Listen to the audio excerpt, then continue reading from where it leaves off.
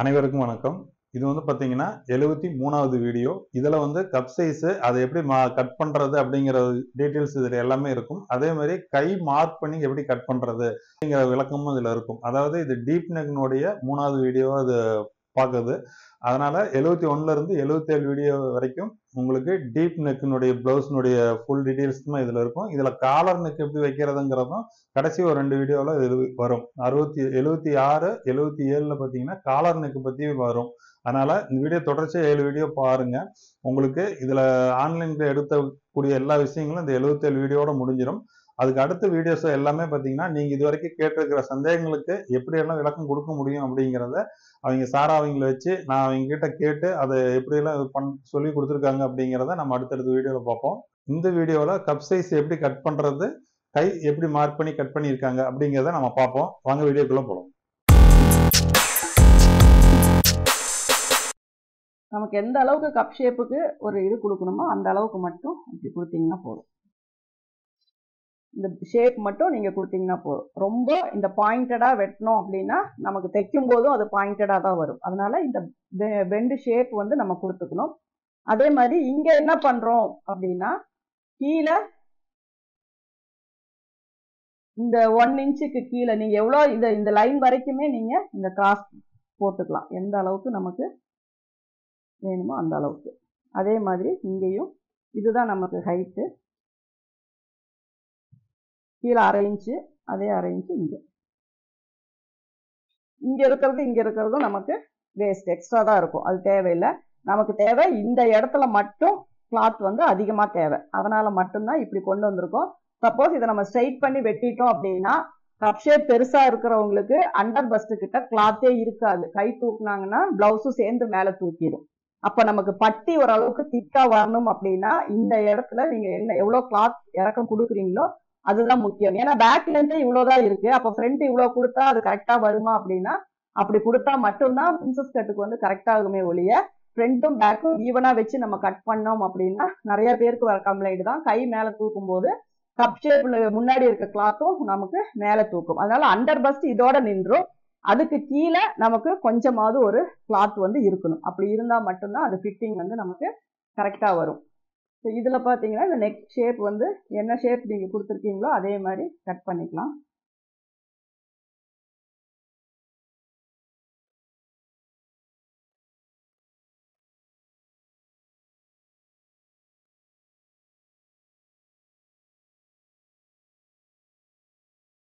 கொஞ்சம் லைட்டாக இப்படி மேலே கொண்டு போயிட்டு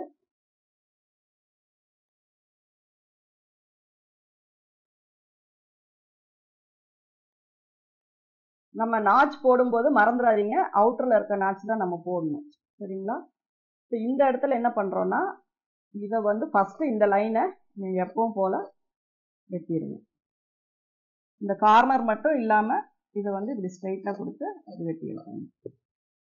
இதை வந்து அதே லைனில் எவ்வளோ பெண்டு கொடுத்துருக்கீங்களோ அந்த ஷேப் கொடுத்து வெட்டிக்கோங்க.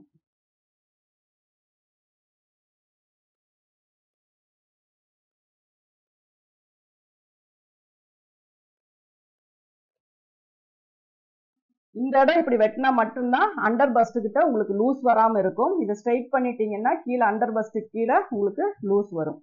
இதை வந்து நம்ம இப்படி மேட்ச் பண்ணும்போது இங்கே பார்த்தீங்கன்னா இது எக்ஸஸாக இருக்கும். இதை வந்து நம்ம கிராஸ் பண்ணி வெட்டிடலாம். அதே மாதிரி இங்கேயும்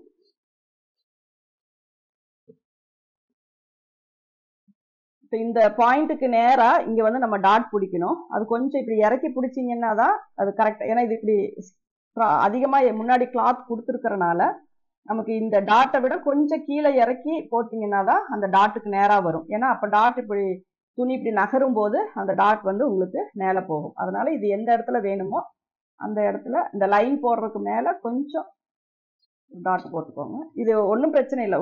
இங்கே அதே நம்ம நார்மலான ஒரு பிளவுஸுக்கு ஒரு 1/2 இன்ச்சு மேலேயோ கீழேயோ நம்ம அட்ஜஸ்ட் பண்ணலான்னு சொல்லியிருக்கோம். அதே ப்ரொசீஜர் தான். கரெக்டாக இந்த மிட் பாயிண்ட்டுக்கு நேராக வரணும் அப்படின்னா நீங்கள் கொஞ்சம் கீழே தள்ளி போட்டிங்கன்னா தான் நீங்கள் ஸ்டிச் பண்ணும்போது அது கொஞ்சம் கரெக்டாக வரும். இல்லைன்னா ரொம்ப மேலே ஏறிடும். அது எப்படி வருது அப்படிங்கிறத நீங்கள் பார்த்துக்கோங்க. இதில் வந்து நம்ம இதில் மேட்ச் பண்ணி பார்க்கலாம்.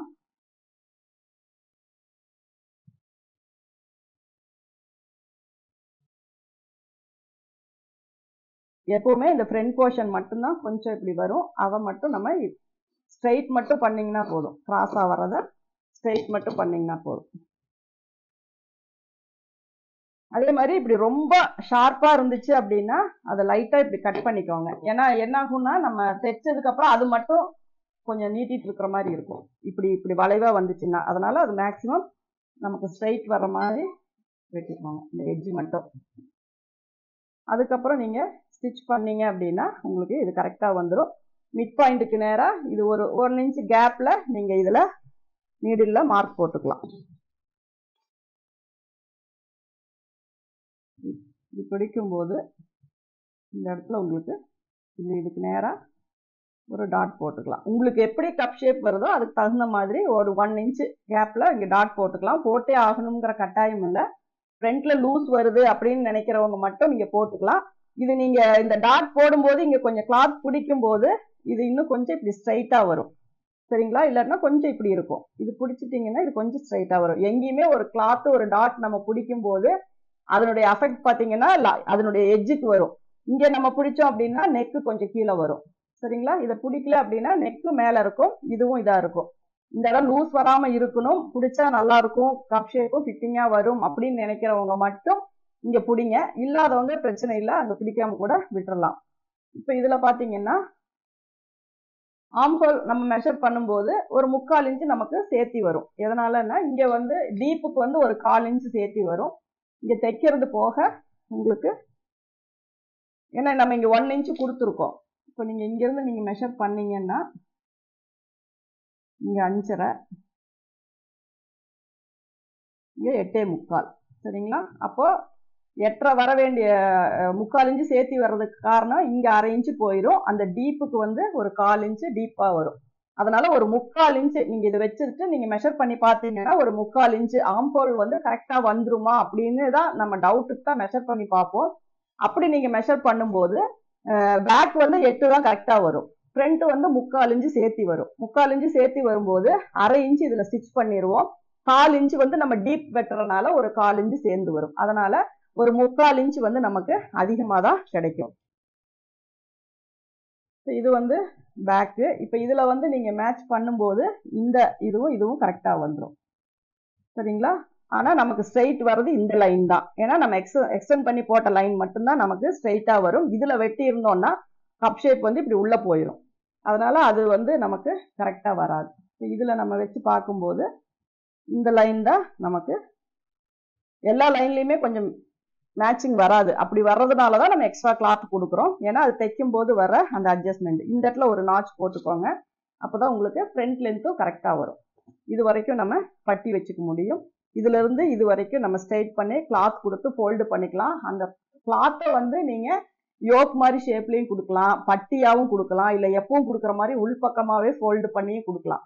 இங்க வைக்கிற ஷேப் இந்த கப் ஷேப்புக்கு அண்டர்ல நீங்க என்ன வைக்கிறீங்களோ அது உங்க விருப்பம் தான். பட்டி மாதிரி கட் பண்ணி அந்த ஷேப் கொடுத்துக்கலாம், ஸ்ட்ரைட்டா பேண்ட் மாதிரி கொடுத்துக்கலாம், இல்ல எப்பவும் போல அடிச்சு உள்பக்கம் திருப்புறதுனாலும் நீங்க திருப்பிக்கலாம்.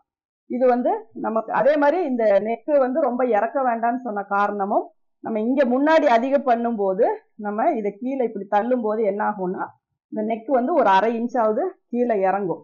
அப்ப நம்ம வைக்கிறதே அதிகமா வச்சுட்டு மறுபடியும் இங்க இப்படி ஸ்ட்ரைட் பண்ணோம். ஏன்னா இந்த லூஸ் வந்து இங்கதான் வரும்.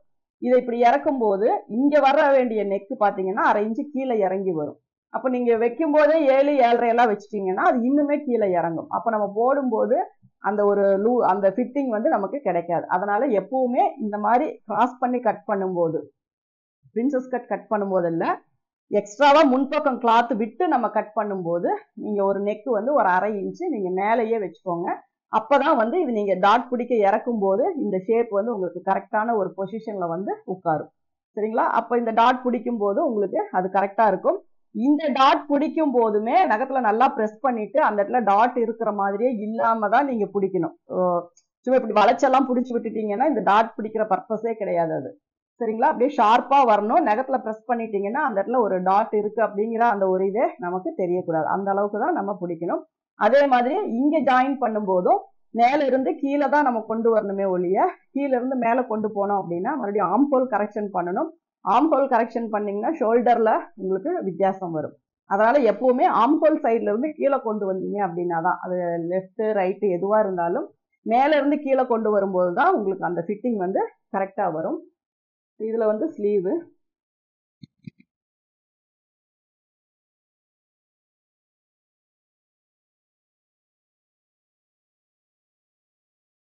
கையினுடைய நீளம் வந்து 5.5 இன்ச்சு கொடுத்துருக்கேன்.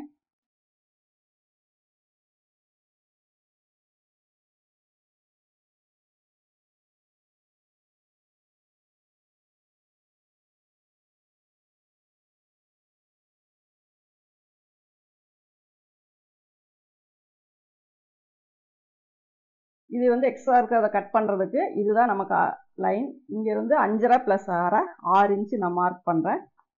35க்கு கேப் ஹைட் பார்த்தீங்கன்னா 3.5 இன்ச்சு.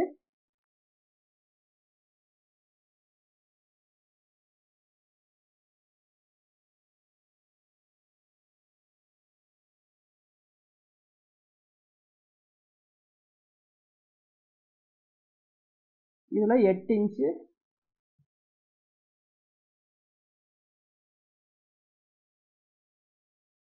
இங்கே வைக்கும்போது 7 இன்ச்சு. இந்த பாயிண்ட்டு இங்கேருந்து இங்கே வைக்கும்போது 8 இன்ச்சு வரணும். இங்கேருந்து இங்கே வைக்கும்போது 7 இன்ச்சு வரணும். கையினுடைய சுற்றளவு 6.5, சைடில் 1.5 கொஞ்சம் கிளாத். இதுக்கு வந்து நம்ம கிராஸ் லைன் போட்டுக்கலாம்.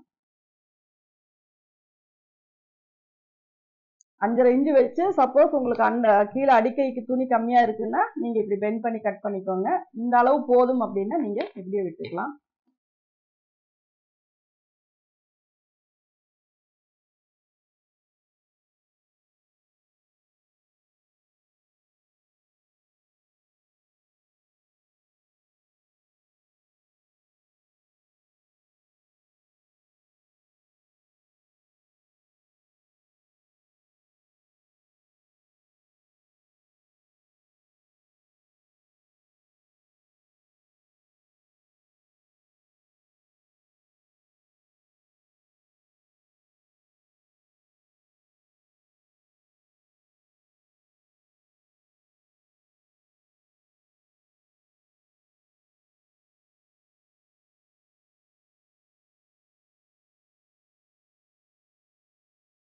இங்கே மட்டும் ஒரு 1/2 இன்ச்சுக்கு ஈவனாக கொண்டு வாங்க. அதுக்கப்புறம் இது ரெண்டையும் தனியாக பிரிச்சுக்கோங்க. இந்த இடம் எந்த இடத்துலையும் உங்களுக்கு ரொம்ப ஸ்கொயராக இல்லாமல் அப்படியே ஸ்மூத்தாக தான் நம்ம பெண்ட் பண்ணி கொண்டு வரணும். அப்போ தான் வந்து ஸ்லீவ் போர்ஷனும் நமக்கு போடும்போது கரெக்டாக இருக்கும். இதுதான் நமக்கு ஸ்லீவ். இப்போ இதில் வந்து நமக்கு